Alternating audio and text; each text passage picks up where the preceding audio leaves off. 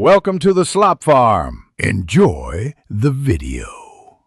You'll begin by opening health and enabling sleep so tracking is automatic. Set your sleep goal and a consistent schedule because the watch learns patterns. Next, make sure wrist detection and sleep focus are active on your iPhone to allow silent tracking and wind down shortcuts. Put the watch on snugly.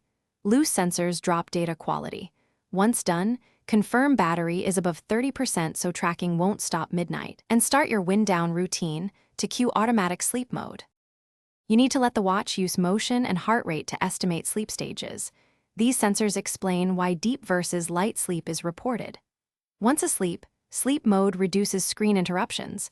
Make sure do not disturb and sleep focus restrictions are correct so taps won't wake the display.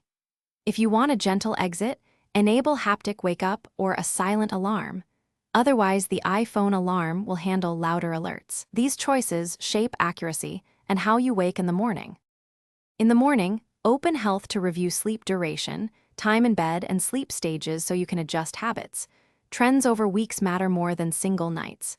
If your watch misses nights, make sure Watch OS is current and wrist detection remains enabled because missing permissions often block tracking.